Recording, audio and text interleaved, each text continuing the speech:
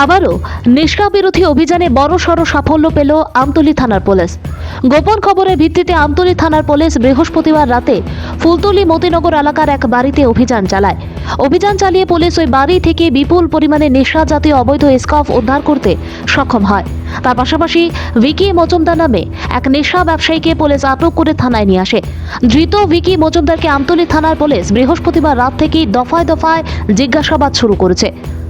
ধৃত যুবকের বিরুদ্ধে বৃহস্পতিবার রাতে আমতলী থানার পুলিশ এনডিপিএস ধারায় মামলা নথিভুক্ত করেছে।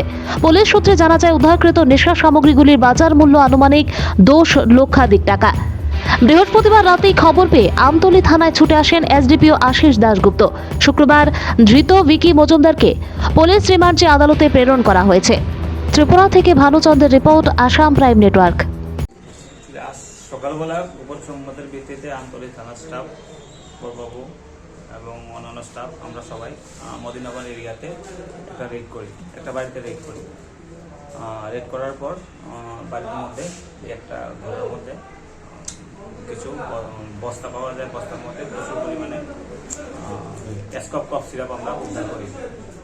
স্কপ কফ সিরাপ প্রায় 2090 বোতল ছিল এখানে, এবং সেই হিসাবে এই ঘরের মধ্যেই একজন ছিল, ওনাকে আমরা অ্যারেস্ট করেছি। তার নাম Vicky Majumdar, son of Mina Majumdar, Phultali area. বাজার মূল্য কত হবে? উদ্ধারকৃত যে কফ সিরাপের বাজার মূল্য 10 লক্ষাধিক টাকার উপর হবে। আচ্ছা, এই প্রাথমিকতে যাকে অ্যারেস্ট করেছেন তাকে জিজ্ঞাসাবাদে আর কোনো নতুন নাম পেয়েছেন বা এটা একটা ইনভেস্টিগেশনের একটা প্রসেস। আমরা যে নতুন নাম আসবে এটা আমরা পরে আপনাদেরকে জানাবো। আপনার কি মনে হয় সে কতদিন ধরে এটার সাথে জড়িত আছে? জাস্ট শুরু হয়েছে, ইনভেস্টিগেশন স্টার্ট হয়েছে। এখনো আমরা পুরো ডিটেলস আমরা দিতে পারবো না, জাস্ট শুরু হয়েছে আমাদের ইনভেস্টিগেশন। লোকটা কি করে এটা জানতে পারেন? লোকটা যে ছেলেটাকে আপনার গ্রেপ্তার করেছে, ছেলেটা কি করে এমনিতে? তার কাছে এগুলি পেয়েছে, তো সমস্ত সাথে জড়িত থাকবে। এটার সাথে যে মেইন রয়েছে তাকে কি অ্যারেস্ট করা হবে?